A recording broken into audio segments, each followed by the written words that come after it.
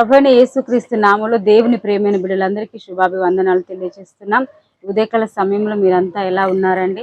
మరి ప్రతిరోజు మనకి ఏదో ఒక సమస్య వస్తూ ఉంటుంది. ప్రతిరోజు ఏదో ఒక ఇబ్బందితో మనం బాధపడుతూ ఉంటాం. కానీ ప్రతిదానికి మరి మనుషుల దగ్గరికి వెళ్ళినప్పుడు మనల్ని చులకనగా చూస్తారు మనుషులు, లేకపోతే సలహాలు మరి పనికిరానివి ఇస్తారు. కాబట్టి ప్రార్థించే అలవాటు ఉన్నవారు ప్రతిరోజు కూడా మనం ప్రార్థించుకోవడం చాలా మంచిది. ముఖ్యముగా మరి ఇతరులను, అన్యులను మనం దేవుని ప్రేమతో ప్రేమించి ప్రతిరోజు కూడా సువార్త చెప్పుట మంచిది. దేవుని బిడ్డలు, దేవుని ఎరిగిన వారు రోజుకు ఒకరికైనా సువార్త చెప్పడం అనేది చాలా మంచిది. ఈ రోజు కావాల్సిన వాక్య భాగాన్ని మనం చూద్దాం. ప్రతిరోజు కూడా ఒక వాగ్దానము చదవడము, దాని ప్రకారము ధ్యానించుకోవడం ఎంతో గొప్ప ధన్యతగా మరి నేనైతే భావిస్తున్నాను. చూస్తున్న ప్రతి ఒక్కరు కూడా ఆ రీతిగా భావిస్తున్నారు. యోహాను రాసిన 3వ పత్రిక 2వ వచనం, ప్రియుడా, నీ ఆత్మ వర్ధిల్లుచున్న ప్రకారము నీవు అన్ని విషయంలో వర్ధిల్లుచు సౌఖ్యముగా ఉండవలనని ప్రార్థించుచున్నాను. ఆమేన్, హల్లెలూయా. దేవుడు బిలౌడ్ సన్, బిలౌడ్ డాటర్ అని చెప్తా ఉంటాడు. దేవుడు అంటే ప్రియమైన పిల్లలు, ప్రియమైన కుమారుడు, ప్రియమైన కుమార్తెను మనం పిలుస్తూ ఉంటారు.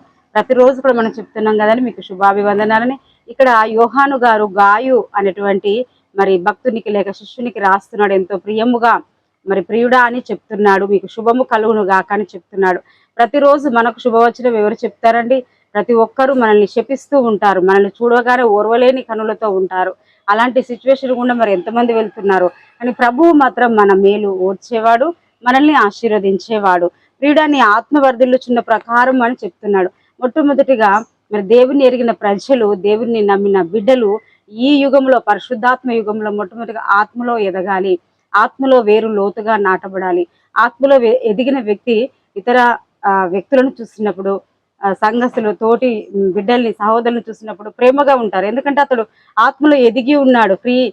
మరి స్పిరిచువల్ మెచ్యూరిటీ మైండ్ ద్వారా వారు ఇతరులని ప్రేమించగలరు, ఇతరులకు సలహాలు ఇవ్వగలరు, ఇతరులతో చక్కగా ఉండగలరు, వారు ఇతరులకు ఆశ్రయంగా ఉండగలరు.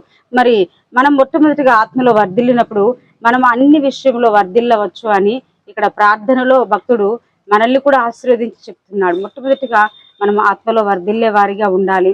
తర్వాత అన్ని విషయాల్లో వర్ధిల్లాలి. ఈ లోకపరం కూడా మనం వర్ధిల్లాలండి.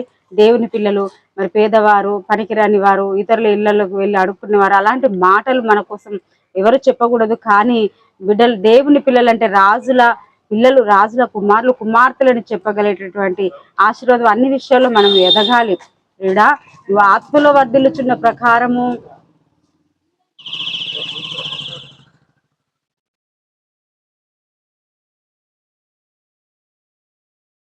నీవు ఆత్మలో వర్ధిల్లుచున్న ప్రకారం అన్ని విషయాల్లో వర్ధిల్లని చెప్తున్నాడు. కాబట్టి ఈ రోజు మొట్టమొదటిగా పరిశుద్ధాత్మ నీకు లేకపోతే నువ్వు ప్రార్థించుకోవాలి. పరిశుద్ధాత్మ నా మీదికి దిగిరా, పరిశుద్ధాత్మ నాతో మాట్లాడు అని.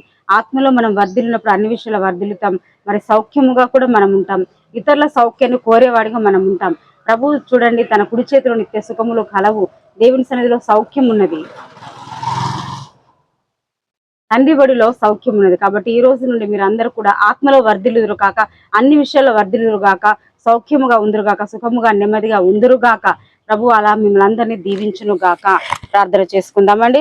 మహోన్నతుడా, సర్వశక్తి గల ప్రభువా, ఉదయకాల సమయంలో మరి ఎంతమంది బిడ్డలైతే నమ్ముచున్నారో అయ్యా, యోహాను గారు గాయు అనేటువంటి శిష్యునికి రాసినటువంటి లేఖలో, ప్రియుడా, నీ ఆత్మ వర్ధిల్లుచున్న ప్రకారం నీవు అన్ని విషయాల్లో వర్ధిల్లుచు సౌఖ్యముగా ఉండవాలని, వర్ధిల్లుచు ఉండాలి ఈ భూమి మీద.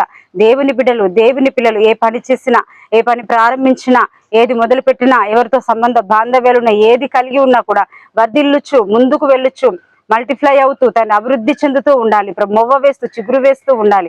అన్ని విషయాల వర్ధిల్లాలి. ముఖ్యంగా సౌఖ్యముగా ఉండాలి. మనస్సుకు నెమ్మది సౌఖ్యము, శరీరంలో ఆరోగ్యం అనే సౌఖ్యము బిడ్డలందరికీ కలుగునుగా కృప చూపెట్టండి.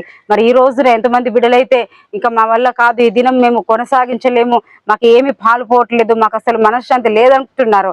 తండ్రి, మనం మాట్లాడుచున్నది మేము కాదు అయ్యా, తను మీరు పరిశుద్ధాత్ముడా, ఇదిగో మేము ప్రార్థిస్తున్నది మీకు. కాబట్టి ఖచ్చితంగా బిడ్డలకు జవాబిచ్చి శాంతి సమాధానం ఇచ్చి నెమ్మది తెచ్చి నడిపించి మీరే మహిమ తెచ్చుకోమని యేసయ్య పరిశుద్ధ శక్తుల పుణ్యనామంలో ఈ దినమును ప్రభు పేరిట ప్రారంభిస్తున్నాము తండ్రి. ఆమేన్.